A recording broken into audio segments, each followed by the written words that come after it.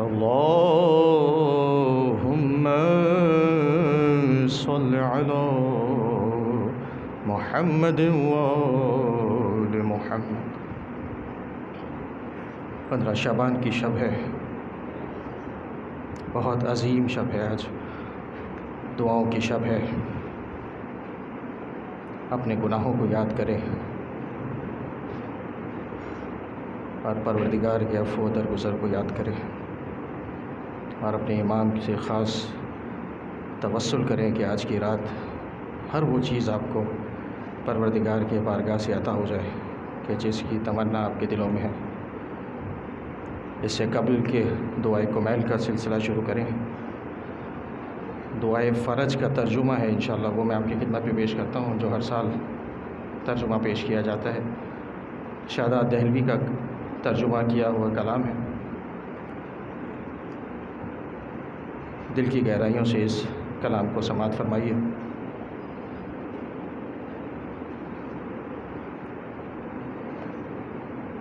یا الہی بڑھ گئی میری مصیبت بے شمار، یا الہی بڑھ گئی میری مصیبت بے شمار، ہے عظیم اتنی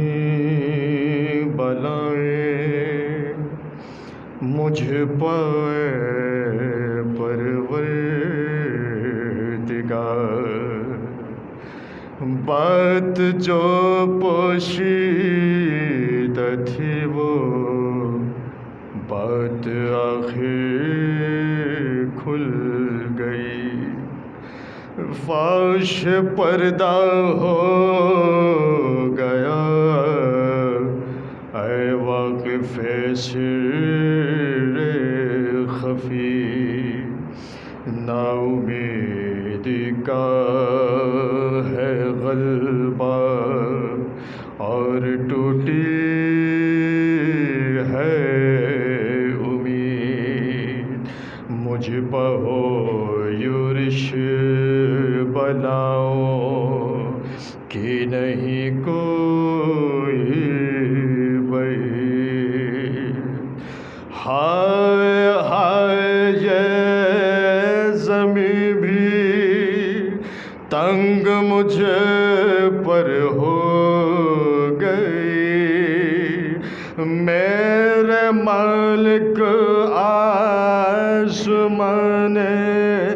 بھی رکاوٹ ڈال دی، کرنے والا ہے مدد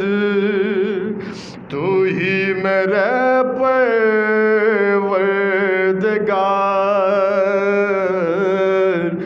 صرف تجھ سے ہی شکایت کر رہا ہوں بار بار، جو یقین رکھتا نہیں تجھ پر وہ نادانی میں ہے، تو سہارا صرف تنگی اور آسانی میں ہے محمد اور ان کی آل پر دار و مدار، ان پہ ہو ہر دم نزول رحمت پروردگار، صاحبان امر ہیں یہ لوگ اتنا عرض ہے، اور ان سب کی اطاعت ہم سبھی پر فرض ہے،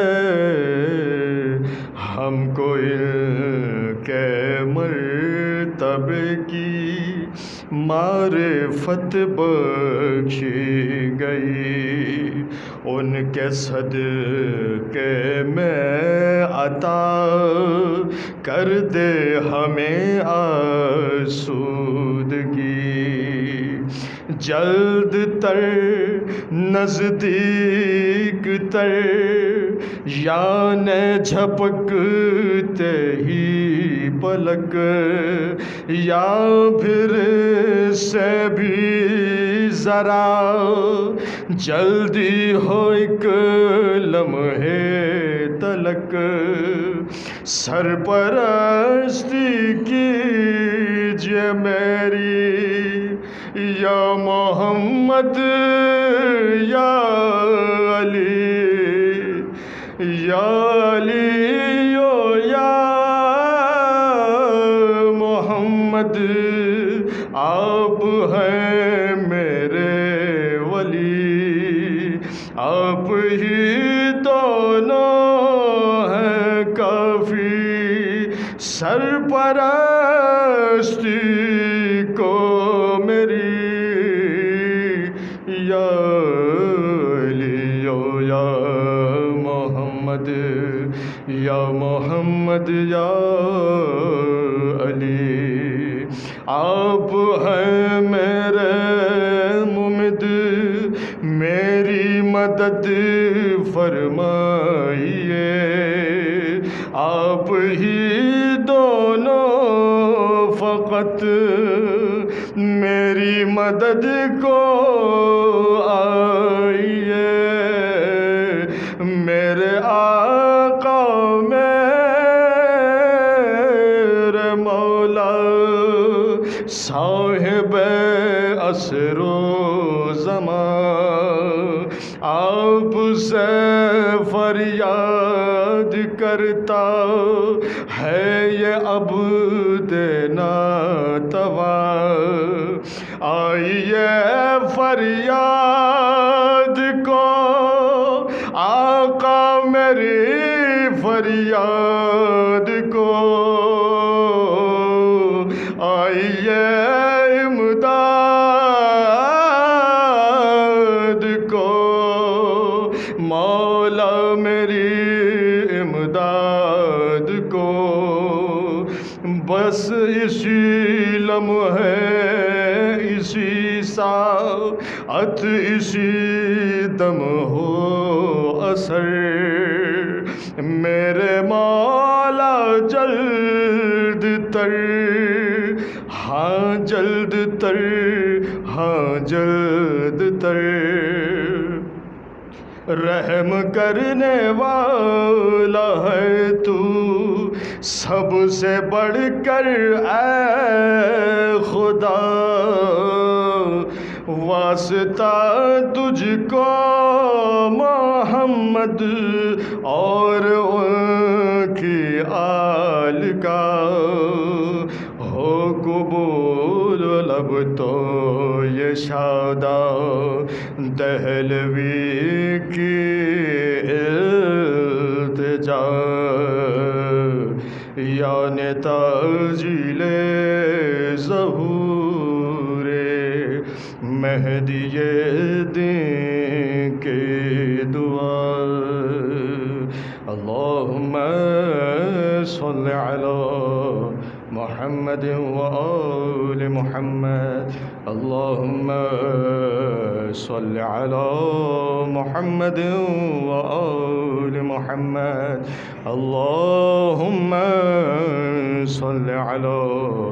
محمد وآل محمد، سب مل کے پڑھیں گے،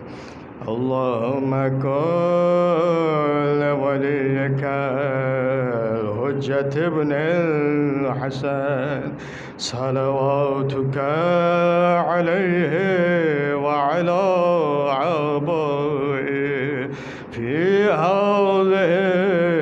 الساعة وفی کل ساعة ولیا وحافظا ونائدا وناصرا ودلیلا وعینا حتی وتسكنه عرضك طوعا وتمتعه طويلا. بسم الله الرحمن الرحيم. اللهم إني أسألك برحمتك التي وسعت كل شيء وبقوتك التي قهرت بها كل شيء وخضع لها كل شيء وذل لها كل شيء وبجبروتك التي غلبت بها كل شيء وبعزتك التي لا يقوم لها شيء وبعزتك التي لا يقوم لها شيء وبعظمتك التي ملعت كل شيء وبسلطانك الذي على كل شيء وبوجهك الباقي بعد فناء كل شيء وبأسمائك التي ملعت أركان كل شيء وبعلمك الذي أحاط بكل شيء وبنور وجهك الذي أضاء على كل شيء. يا نور يا قدوس يا نور يا قدوس يا نور يا قدوس يا أول الأولين ويا آخر الآخرين. اللهم اغفر لي الذنوب التي تحت كل عصام. اللهم اغفر لي الذنوب التي تنزل النقام. اللهم اغفر لي الذنوب التي تغير النعام. اللهم اغفر لي الذنوب التي تحبس الدعاء. اللهم اغفر لي الذنوب التي تقطع الرجاء. اللهم اغفر لي الذنوب التي تنزل البلاء. اللهم اغفر لكل ذنب أذنبته وكل خطيئة أخطأتها. اللهم إني أتقرب إليك بذكرك وأستشفع بك إلى نفسك وأسألك بجودك أن تدنيني من قربك وأن تعزيني شكرك وأن تلحمني ذكرك. اللهم إني أسألك سؤال خاضع متزلزل خاشع متضرع أن تسامحني وترحمني وتجعلني بكسمك راضيا قانعا وفي جميع الأحوال متواضعا. اللهم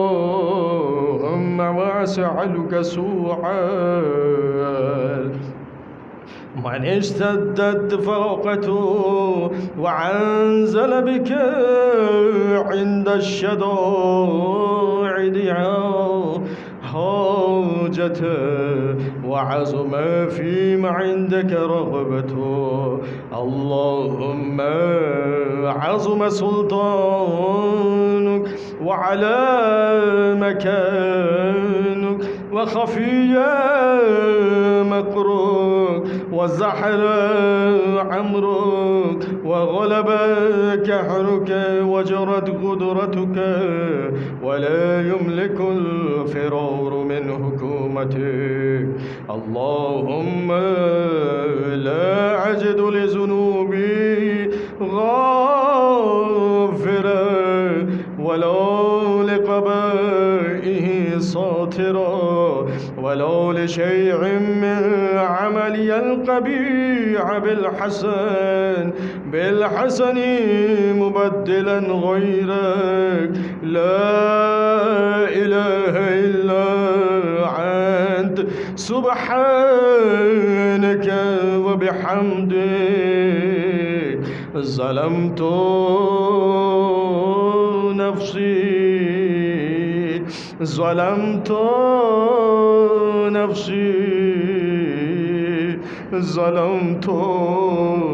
نفسي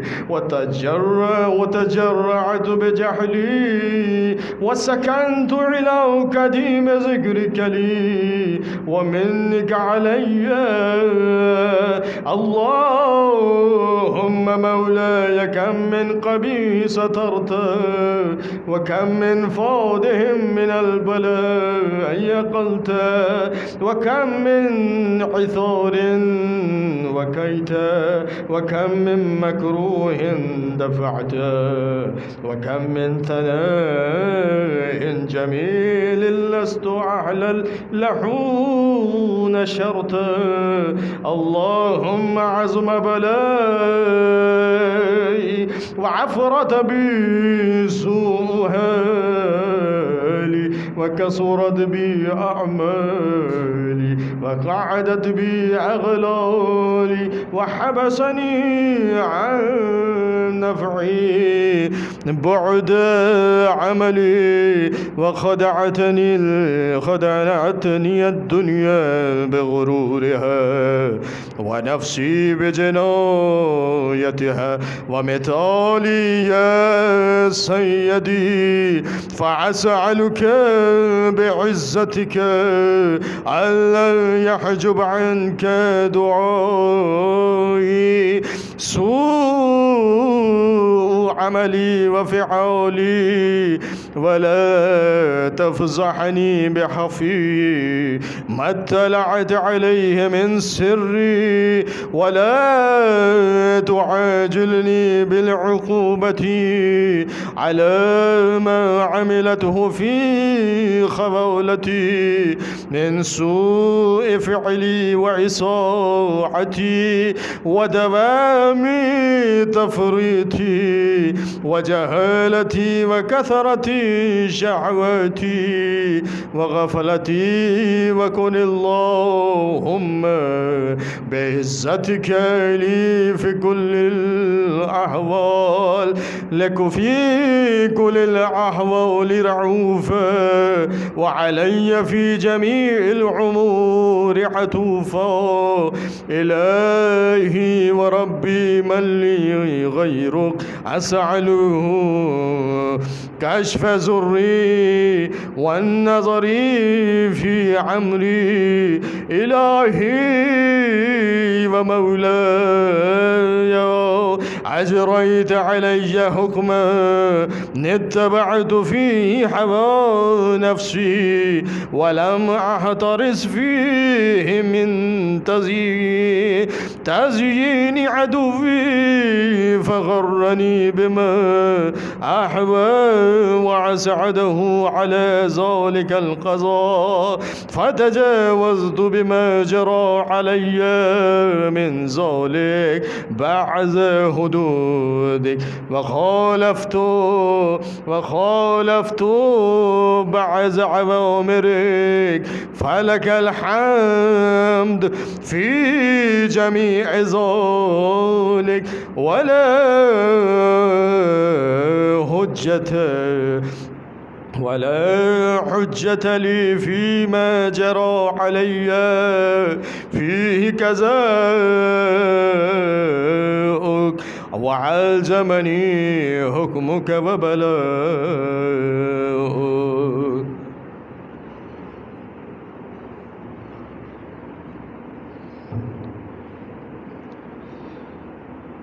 بسم اللہ الرحمن الرحیم. اے اللہ، میں تجھ سے التجا کرتا ہوں، تجھے تیری اس رحمت کا واسطہ جو ہر چیز کو گھیرے ہوئے ہے، تیری اس قدرت کا واسطہ جس سے تو ہر چیز پر غالب ہے، جس کے سبب ہر چیز تیرے آگے جھکی ہے اور جس کے سامنے ہر چیز عاجز ہے، تیری اس جبروت کا واسطہ جس سے تو ہر چیز پر حاوی ہے، تیری اس عزت کا واسطہ جس کے آگے کوئی چیز ٹھہر نہیں پاتی، تیری اس عظمت کا واسطہ جو ہر چیز سے نمایاں ہے، تیری اس سلطنت کا واسطہ جو ہر چیز پر قائم ہے، تیری اس ذات کا واسطہ جو ہر شے کے فنا ہونے کے بعد بھی باقی رہے گی، تیرے ان ناموں کا واسطہ جن کے اثرات ذرے ذرے میں طاری و ساری ہیں، تیرے اس علم کا واسطہ جو ہر چیز کا احاطہ کیے ہوئے ہے، تیری ذات کے اس نور کا واسطہ جس سے ہر چیز روشن ہے. اے حقیقی نور، اے پاک و پاکیزہ، اے سب پہلوں سے پہلے، اے سب پچھلوں سے پچھلے، اے اللہ میرے وہ سب گناہ معاف کر دے جو عطاب کا مستحق بناتے ہیں. اے اللہ میرے وہ سب گناہ معاف کر دے جن کی وجہ سے بلائیں آتی ہیں. اے اللہ میرے وہ سب گناہ معاف کر دے جو تیری نعمتوں سے محرومی کا سبب بنتے ہیں. اے اللہ میرے وہ سب گناہ بخش دے جو دعائیں قبول نہیں ہونے دیتے. اے اللہ میرے وہ سب گناہ بخش دے جس کی وجہ سے رحمت کی امید ختم ہو جاتی ہے. اے اللہ میرے وہ سب گناہ معاف کر دے جو مصیبت لاتے ہیں.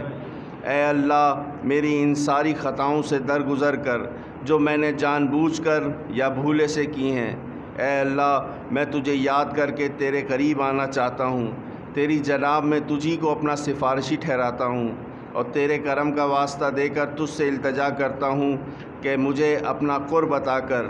مجھے ادائے شکر کی توفیق دے اور اپنی یاد میرے دل میں ڈال دے. اے اللہ میں تجھ سے خشوع اور گریہ وزاری سے عرض کرتا ہوں کہ تو میری بھول چوک معاف کر، مجھ پر رحم فرما اور تو نے میرا جو حصہ مقرر کیا ہے مجھے اس پر راضی، قانع اور ہر حال میں مطمئن رکھ. اے اللہ میں تیرے حضور میں اس شخص کی مانند سوال کرتا ہوں جس پر سخت فاقے گزر رہے ہوں، جو مصیبت سے تنگ آ کر اپنی ضرورت تیرے سامنے پیش کرے، جو تیرے لطف و کرم کا زیادہ سے زیادہ خواہش مند ہو. اے اللہ تیری سلطنت بہت بڑی ہے، تیرا رتبہ بہت بلند ہے، تیری تدبیر پوشیدہ ہے، تیرا حکم صاف ظاہر ہے، تیرا قہر غالب ہے، تیری قدرت کار فرما ہے اور تیری حکومت سے نکل جانا ممکن نہیں ہے. اے اللہ میرے گناہ بخشنے، میرے عیب ڈھانکنے اور میرے کسی برے عمل کو اچھے عمل سے بدلنے والا تیرے سوا کوئی نہیں ہے، تیرے علاوہ اور کوئی معبود نہیں ہے. تو پاک ہے اور میں تیری ہی حمد و ثنا کرتا ہوں. میں نے اپنی ذات پر ظلم کیا، اپنی نادانی کے باعث بے غیرت بن گیا. میں یہ سوچ کر مطمئن ہو گیا کہ تو نے مجھے پہلے بھی یاد رکھا اور اپنی نعمتوں سے نوازا. اے اللہ، اے میرے مالک، تو نے میری کتنی ہی برائیوں کی پردہ پوشی کی،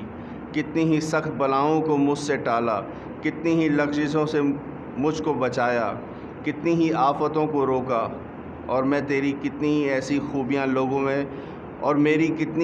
خوبیاں لوگوں میں مشہور کر دیں جن کا میں اہل بھی نہ تھا. اے اللہ میری مصیبت بڑھ گئی ہے، میری بدحالی حد سے گزر گئی ہے، میرے نیک اعمال کم ہیں، دنیاوی تعلقات کے بوجھ نے مجھ کو دبا رکھا ہے، میری امیدوں کی داد رسی نے مجھے نفع سے محروم کر رکھا ہے.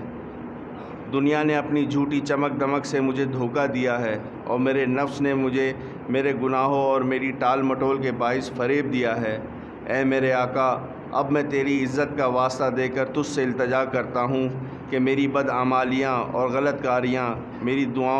دعا کے قبول ہونے میں رکاوٹ نہ بنے. میرے جن بھیدوں سے تو واقف ہے، ان کی وجہ سے مجھے رسوا نہ کرنا۔ میں نے اپنی تنہائی میں جو بدی، برائی اور مسلسل کوتاہی کی ہے اور نادانی بڑھی ہوئی ہے، خواہشات نفس اور غفلت کے سبب جو کام کیے ہیں، مجھے ان کی سزا دینے میں جلدی نہ کرنا۔ اے اللہ، اپنی عزت کے طفیل، ہر حال میں مجھ پر مہربان رہنا اور میرے تمام معاملات میں مجھ پر کرم کرتے رہنا۔ اے میرے اللہ، اے میرے پروردگار،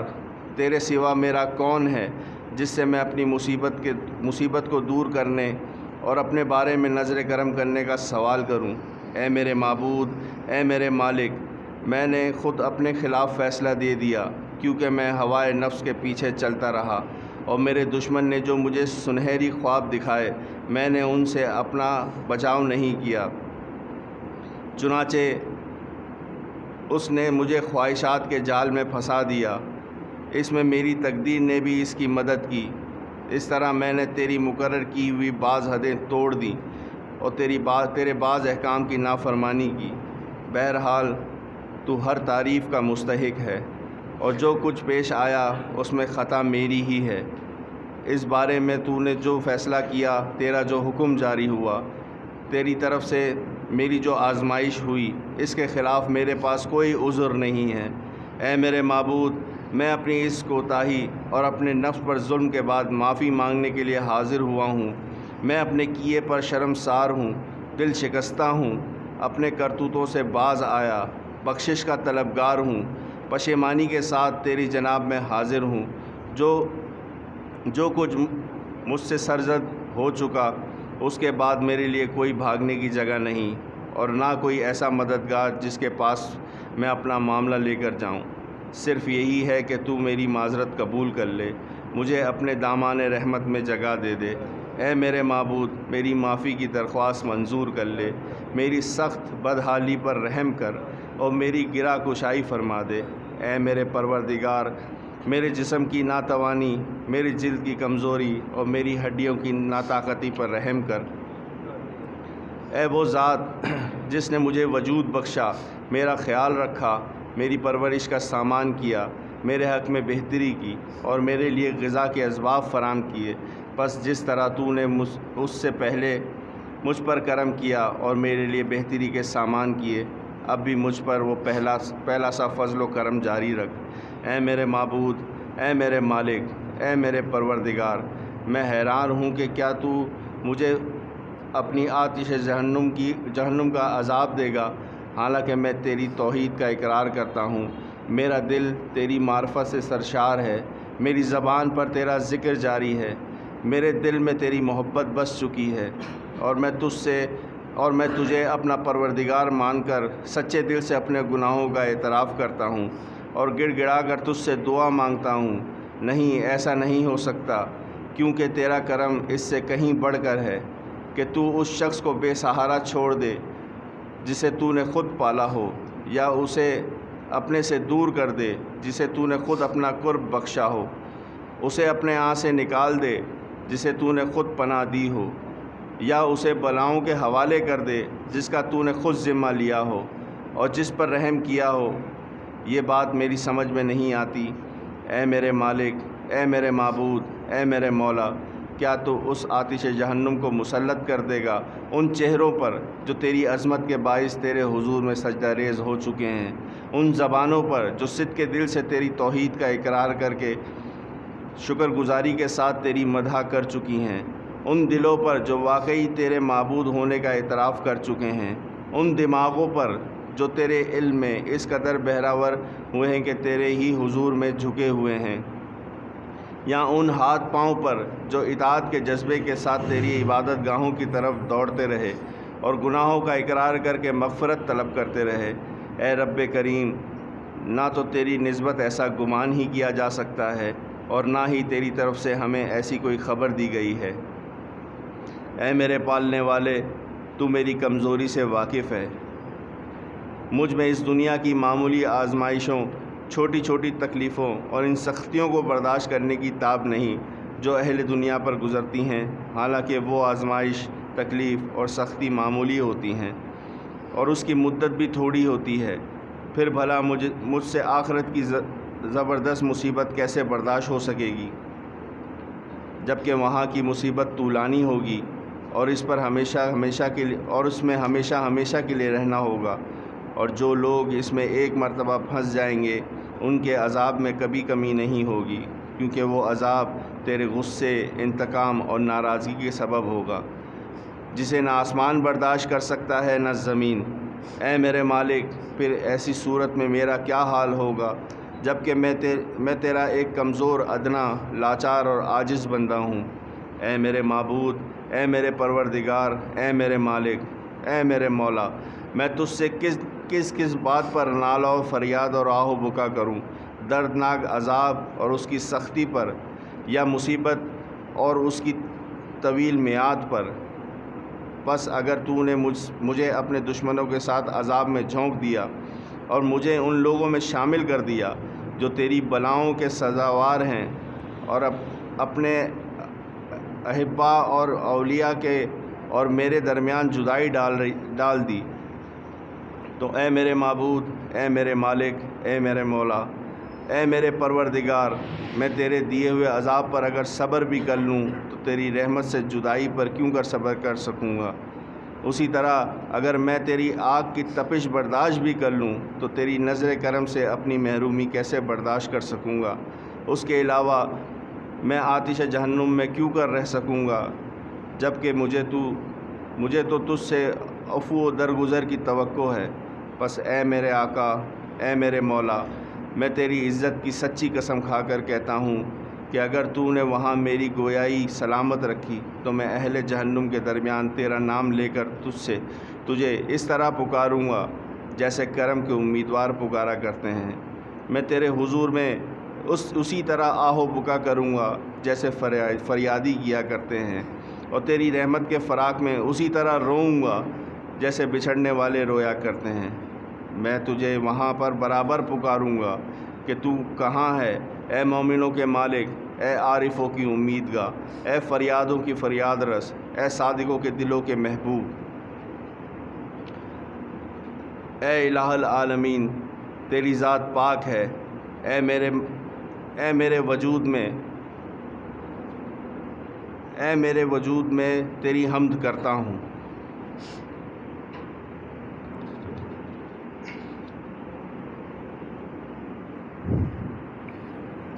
وقد عتيتك يا إلهي بعد تقصيري وإسرافي على نفسي، معتذرا نادما منكسرا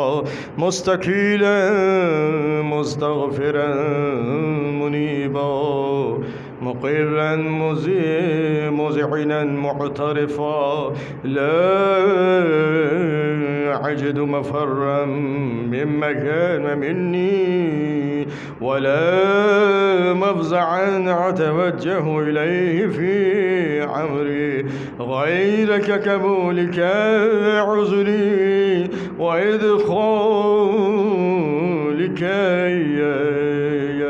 في سعة من رحمتك، اللهم فاقبل عذري وارحم شدة سري وفك لي من شدي وثوقي، يا رب ارحم ضعف بدني، سب مل کے پڑھیں، یا رب ارحم ضعف بدنی، یا رب ارحم ضعف بدنی ورقة جلدي ودكة عزمي، يا من بعد بدع خلقي وذكري وتربيتي وبري وتغذيتي، هبني الابتداع كرمك وصالف برك وصالف برك بي، يا إلهي وسيدي وربي، أتراك معذبي بنارك بعد توحيدك، وبعد من توى عليه قلبي من معرفتك، ولهج به لساني من ذكرك، واعتقده ضميري من حبك، وبعد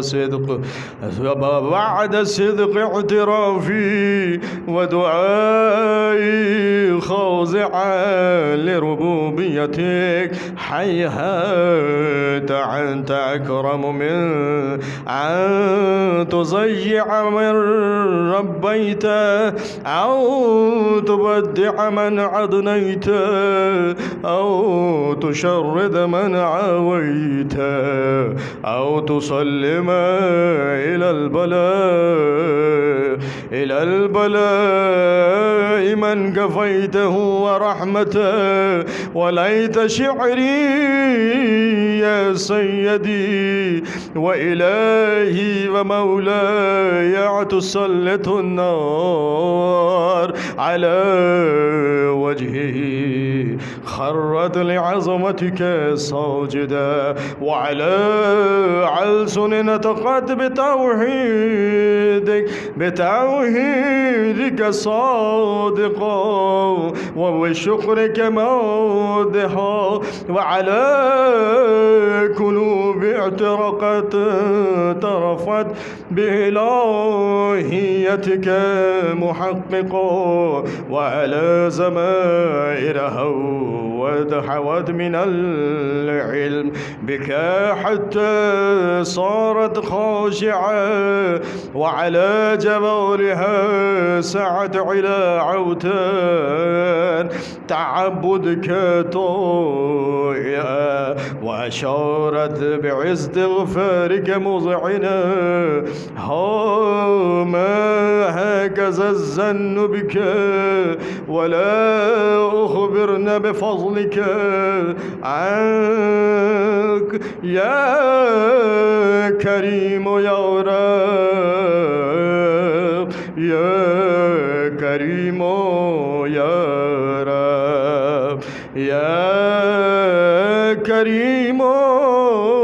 يا رب. وأنت تعلم ضعفي عن قليل من بلاء الدنيا وعقوباتها، وما يجري فيها من المكاره على أهلها، عن ذلك بلاء ومكروه قليل مكفور، يسير بقاء كثير مدته، فكيف احتمالي لبلاء الآخرة وجليل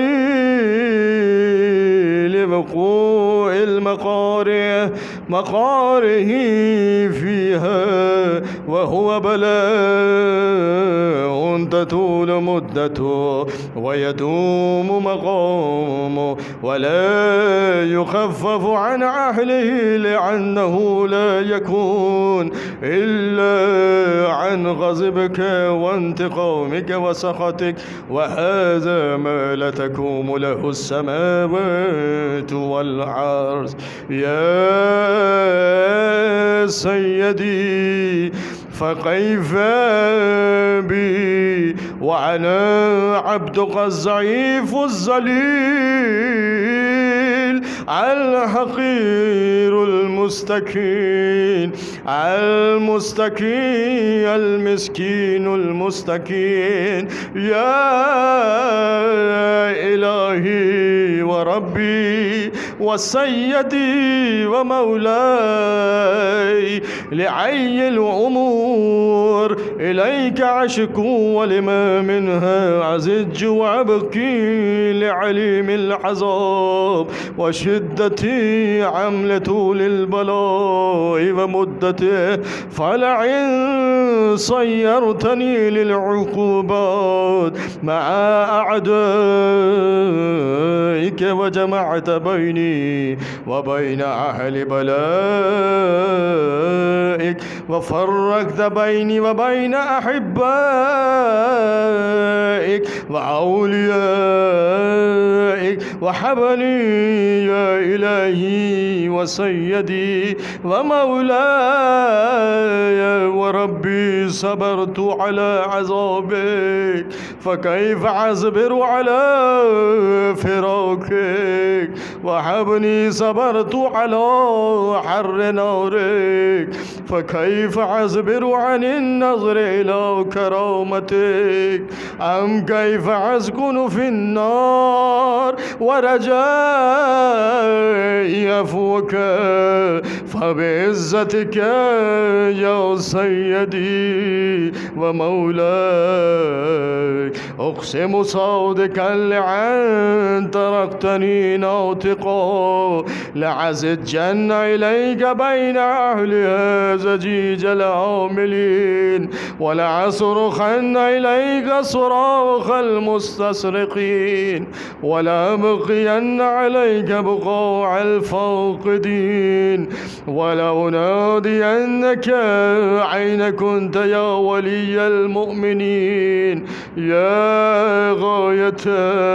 آمال العارفين يا غياث المستغيثين يا غياث المستغيثين يا غياث يا حبيب الصادقين ويا إله العالمين أفتراك سبحانك يا إلهي وبحمدك تسمع فيها صوت عبد مسلم سجن فيها بمخالفته وذاق طعم عذابها بمعصيته وحبس بين عتبوكها بجرمه وجريرته وهو يزج إليك زجيج معمل لرحمتك ويناديك بلسان أهل توحيدك ويتوسل إليك بربوبيتك.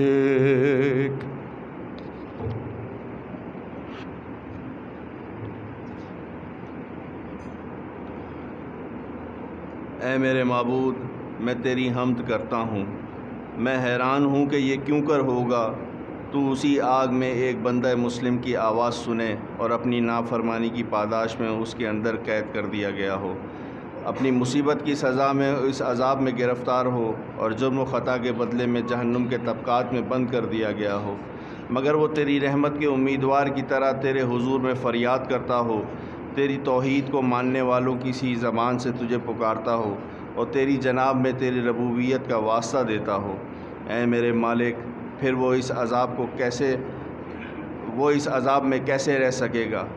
جب کہ اسے تیری گزشتہ رفعت اور رحمت کی آس بندی ہوگی؟ یا آتش جہنم اسے کیسے تکلیف پہنچا سکے گی جب کہ اسے تیرے فضل اور تیری رحمت کا آسرا ہوگا؟ یا اس کو جہنم کا شعلہ کیسے جلا سکے گا جب کہ تو خود اس کی آواز سن رہا ہوگا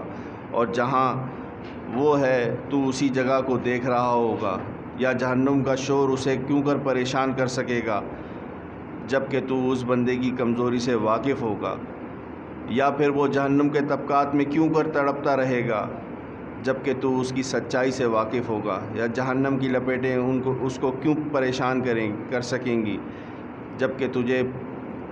وہ تجھے پکار رہا ہوگا؟ اے میرے پروردگار، ایسا کیوں کر ممکن ہے کہ وہ تو جہنم سے نجات کے لیے تیرے فضل و کرم کی آس لگائے ہوئے ہو اور تو اسے جہنم میں ہی پڑا رہنے دے؟ نہیں، تیری نسبت ایسا گمان نہیں کیا جا سکتا۔ نہ تیرے فضل سے کبھی پہلے ایسی صورت پیش آئی اور نہ ہی یہ بات اس لطف و کرم کے ساتھ میل کھاتی ہے جو تو توحید پرستوں کے ساتھ روا رکھتا رہا ہے۔ اس لیے میں پورے یقین سے کہتا ہوں کہ اگر تو نے اپنے منکروں کو عذاب دینے کا حکم نہ دیا ہوتا اور ان کو ہمیشہ جہنم میں رہنے کا فیصلہ نہ کر لیا ہوتا تو تو ضرور آتش جہنم کو ایسا سرد کر دیتا کہ وہ آرام دہ بن جاتی، اور پھر کسی بھی شخص کا ٹھکانہ جہنم نہ ہوتا۔ لیکن خود تو نے اپنے پاک ناموں کی قسم کھائی ہے کہ تو تمام کافر جنوں اور انسانوں سے جہنم کو بھر دے گا اور اپنے دشمنوں کو ہمیشہ کے لیے اس میں رکھے گا۔ تو جو بہت زیادہ تعریف کے لائق ہے، اپنے بندوں پر احسان کرتے ہوئے اپنی کتاب میں پہلے ہی فرما چکا ہے۔ کیا مومن فاسق کے برابر ہو سکتا ہے؟ نہیں، یہ کبھی باہم برابر نہیں ہو سکتے۔ اے میرے معبود، اے میرے مالک، میں تیری اس قدرت کا جس سے تو نے موجودات کی تقدیر بنائی،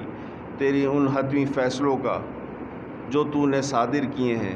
اور جن پر تو نے ان کا نفاذ کیا ہے، ان پر تجھے قابو حاصل ہے۔ واسطہ دے کر تجھ سے التجا کرتا ہوں کہ ہر وہ جرم جس کا میں مرتکب ہوا ہوں، ہر وہ گناہ جو میں نے کیا ہو، ہر وہ برائی جو میں نے چھپا کر کی ہو،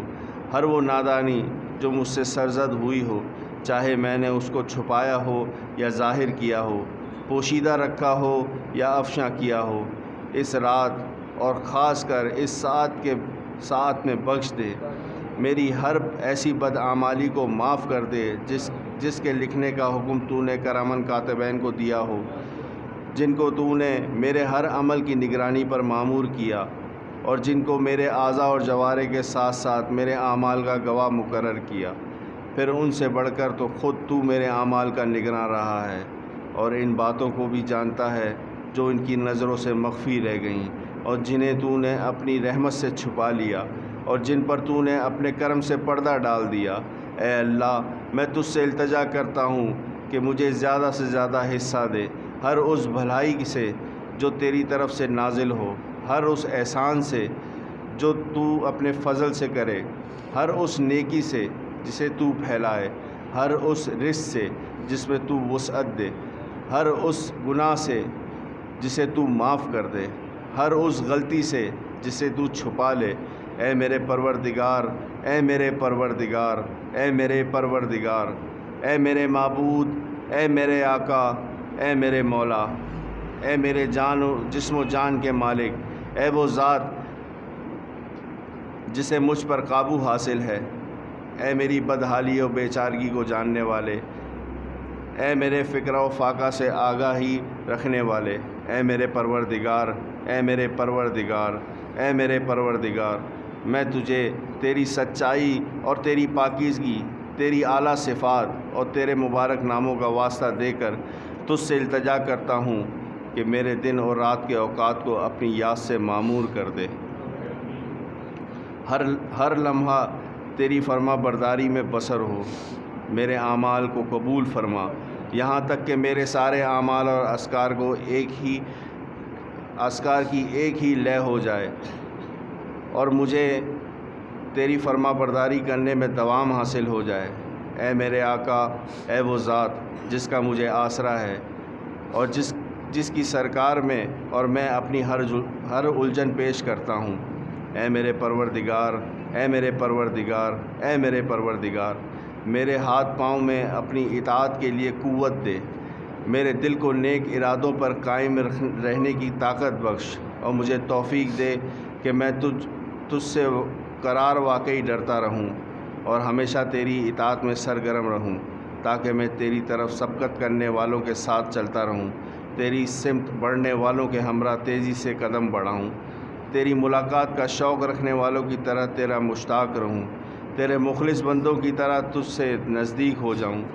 تجھ پر یقین رکھنے والوں کی طرح تجھ سے ڈرتا رہوں، اور تیرے حضور میں جب مومنین جمع ہوں میں ان کے ساتھ رہوں۔ اے اللہ، جو شخص مجھ سے کوئی بدی کرنے کا ارادہ کرے تو اسے ویسی ہی سزا دے، اور جو مجھ سے فریب کرے تو اس کو ویسے ہی پاداش دے۔ مجھے اپنے ان بندوں میں قرار دے جو تیرے ہاں سے سب سے اچھا حصہ پاتے ہیں، جنہیں تیری جناب میں سب سے زیادہ تقرب حاصل ہے، اور جو خاص طور سے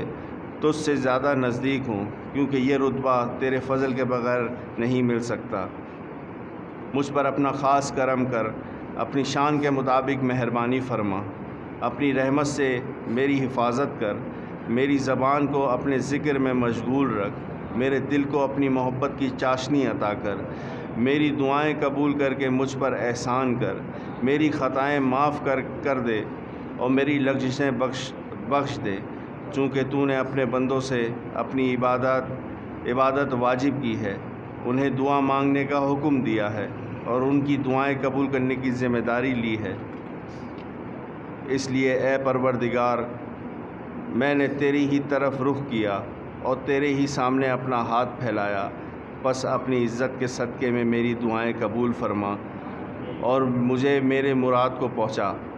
مجھے اپنے فضل و کرم سے مایوس نہ کر اور جنوں انسانوں میں سے جو بھی میرے دشمن ہوں مجھ کو ان کے شر سے بچا۔ اے اپنے بندوں سے جلد راضی ہو جانے والے، اس بندے کو بخش دے جس کے پاس دعا کے سوا کچھ نہیں، کیونکہ تو جو چاہے کر سکتا ہے۔ تو ایسا ہے جس کا نام ہر مرض کی دوا ہے، جس کا ذکر ہر بیماری سے شفا ہے اور جس کی اطاعت سب سے بے نیاز کر دینے والی ہے۔ اس پر رحم کر جس کی پونجی تیرا آسرا اور جس کا ہتھیار رونا ہے۔ اے نعمت عطا کرنے والے، اے بلائیں ٹالنے والے، اے اندھیروں سے گھبرائے ہوں کے لیے روشنی، اے وہ عالم جسے کسی نے تعلیم نہیں دی، محمد اور آل محمد پر درود و سلام بھیج اور میرے ساتھ وہ سلوک کر جو تیرے شایان شان ہو۔ اللہ تعالیٰ اپنے رسول اور ان کی اولاد میں سے ائمہ گرامی پر رحمتیں نازل کرے اور بہت بہت سلام بھیجے۔ محمد و آل محمد۔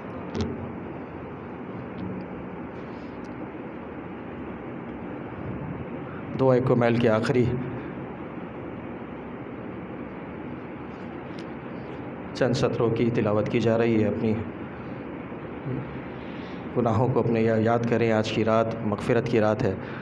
نہ جانے کون اگلے سال اس جگہ پر بیٹھا ہو نہ بیٹھا ہو، لیکن اس عظیم رات کی فضیلتوں کو حاصل کریں اور اپنے گناہوں کو یاد کریں، مرحومین کو یاد کریں۔ یا مولاي فكيف يبقى في العذاب وهو يرجو ما سلف من حلمك ورعفتك كيف تلمه النار وهو يعمل في فضلك ورحمتك كيف يحركه لهيبها وأنت تسمع صوته وترى مكانه كيف يشتمل عليه زفيرها وأنت تعلم ضعفه كيف يتكلكل بين عتبوكها وأنت تعلم صدقه كيف تزجر زبانيتها وهو يناديك يا رب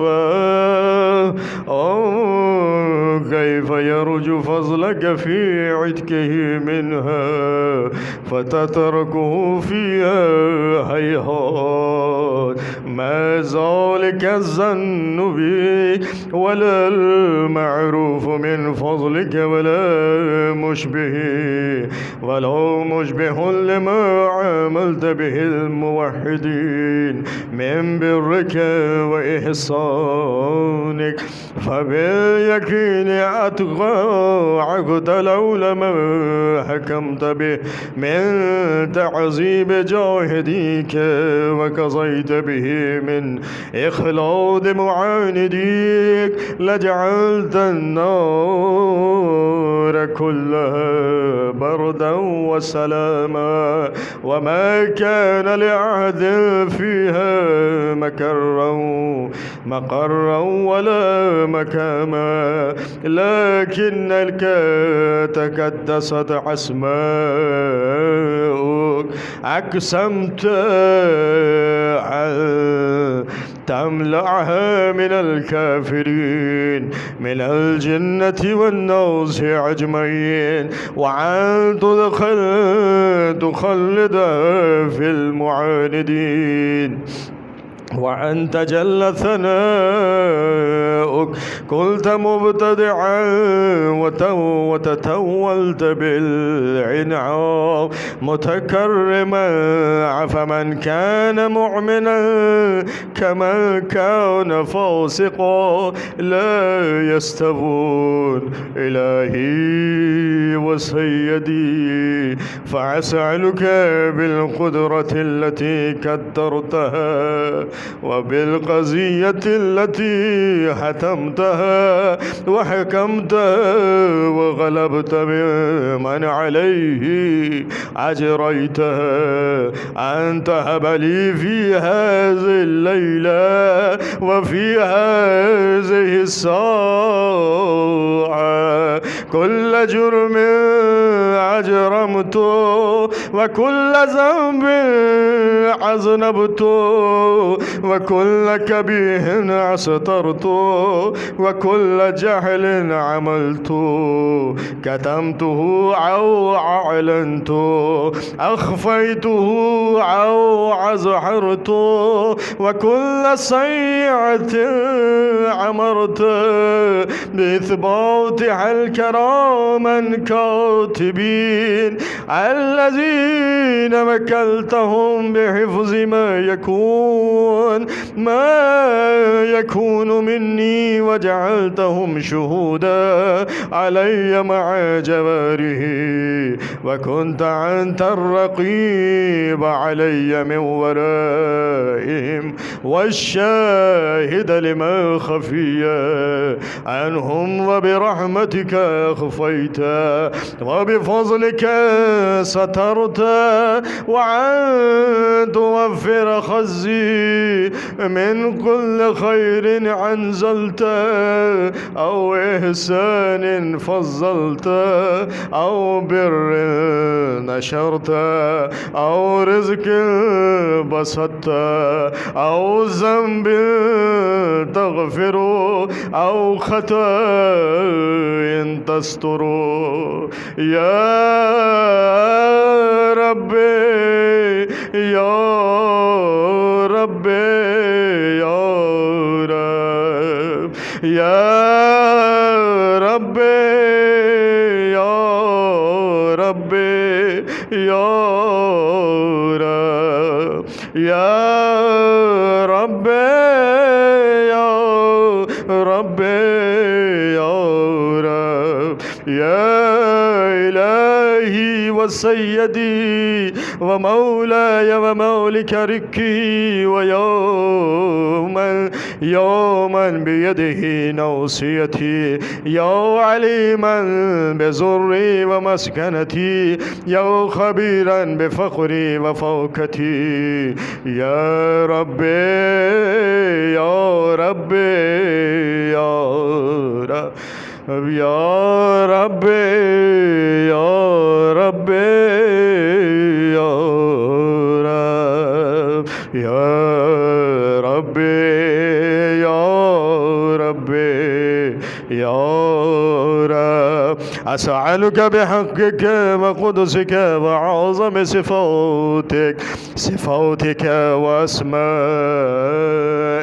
أن تجعل أوقاتي من الليل والنهار بذكرك معمورا وبخدمتك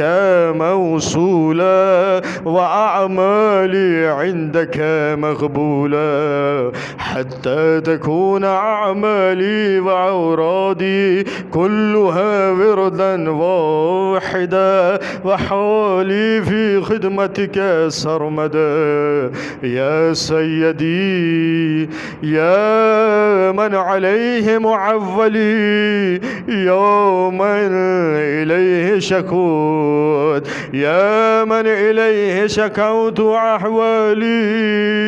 يا ربي يا ربي يا رب يا ربي يا ربي يا رب يا ربي يا ربي يا قو على خدمتك جواره واشدد على العزيمة جوانه وحبلي الجد في خشيتك والتمام في الاتصال بخدمتك حتى أسرح إليك في ميادين السابقين وأسرع إليك في المبادرين وأشتاق إلى قربك في المشتاقين وعدنو منك دنو المخلصين وخوفك مخافة المؤمنين وأجتمع في جوارك مع المؤمنين. اللهم ومن أرادني بسوء فعرضه ومن كادني فكده واجعل من أحسن عبيدك نصيبا عندك وأقربهم منزلة منك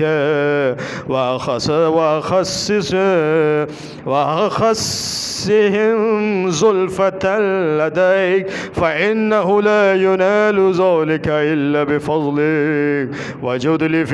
بجودك وعطف علي بمجدك واحفظني برحمتك واجعل لساني بذكرك لحجا وقلبي بحبك متيما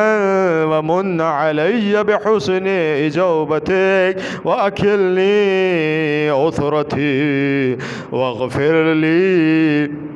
واغفر زلتي فإنك قضيت على عبادك بعبادتك وعمرتهم بدعائك وزمنت لهم العجابة فإليك يا ربي نصبت وجهي وإليك يا ربي مددت يدي فبعزتك استجب لي دعائي فبلغني منايا ولا تقطع من فضلك رجائي واكفني شر الجن والإنس من أعدائي يا سريع الرضا يا سريع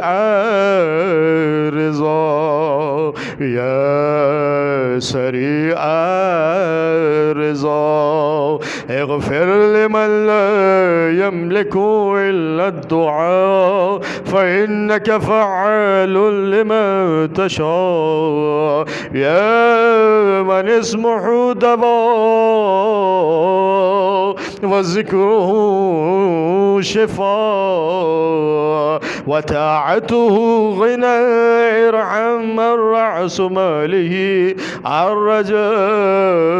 وسلاحه البقاء يا سابغ النعم يا دافع النقم يا نور المستوحشين في الظلام يا عالما لا يعلم صل على محمد وآل محمد وفعل بما أنت أهله وصلى الله على رسوله والأئمة الميامين من عوله وسلم تسليما كثيرا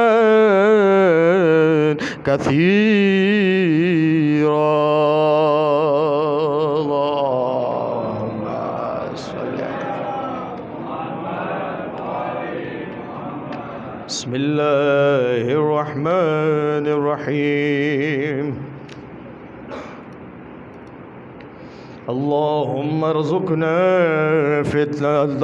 ارزقنا توفيق الطاعة وبعد المعصية وصدق النية وإرفان الحرمة، وأكرمنا بالهدى والاستقامة، وسدد ألسنتنا بالثواب والحكمة، وملأ قلوبنا بالعلم والمعرفة، وطهر بطوننا من الحرام والشبهة، واكفف أيدينا عن الظلم والسرقة، واغضض أبصارنا عن الفجور والخيانة، واسدد أسماعنا عن اللغو والغيبة، وتفضل على علمائنا بالزهد والنصيحة، وعلى المتعلمين بالجهد والرغبة، وعلى المستمعين بالاتباع والموعظة، وعلى المرضى المسلمين بالشفاء والراحة، وعلى الموتى هم بالرعفة والرحمة، وعلى مشايخنا بالوقار والسكينة، وعلى الشباب بالعنوبة والتوبة، وعلى النساء بالحياء والعفة، وعلى الأغنياء بالتواضع والسعة، وعلى الفقراء بالصبر والقناعة، وعلى الغزاة بالنصر والغلبة، وعلى العسراء بالخلاص والراحة، وعلى الأمراء بالعدل والشفقة، وعلى الرعية بالإنصاف وحسن السيرة، وبارك للحجاج والزوار في الزاد والنفقة، واقض ما أوجبت عليهم من الحج والعمرة بفضلك ورحمتك يا أرحم الراحمين.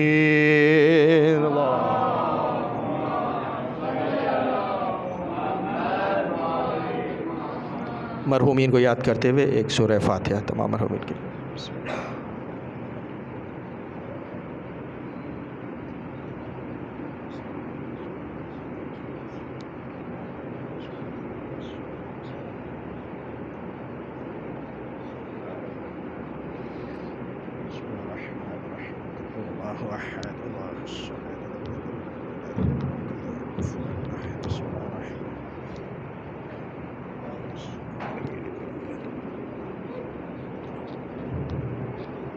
دعائے سلامتی امام زمانہ. اللهم كن لوليك الحجة ابن الحسن صلواتك عليه وعلى آبائه في هذه الساعة وفي كل ساعة وليا وحافظا وقائدا وناصرا ودليلا وعينا حتى تسكنه أرضك طوعا وتمتعه فيها طويلا. اللهم صل على محمد وآل محمد. بسم الله الرحمن الرحيم. إلهي عظم البلاء وبارح الخفاء وعنكشف الغطاء وعنقطع الرجاء وضاقت الأرض ومنعت السماء وأنت المستعان وإليك المشتقى وإليك المعول في شدة والرخاء. اللهم صل على محمد وآل محمد أولي الأمر الذين فرضت علينا طاعة وعرفتنا بذلك منزلتهم، ففرج عنا بحقهم فرجا عاجلا قريبا كلمح البصر أو هو أقرب، يا محمد يا علي يا علي يا محمد، اكفياني فإنكما كافيان، وانصراني فإنكما ناصران، يا مولانا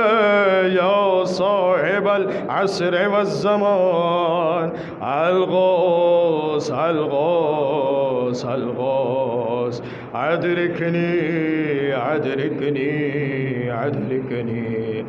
الصاعد الصاعد الصاعد، العجل العجل العجل، يا أرحم الراحمين بحق محمد وآله الطاهرين. اللهم صل على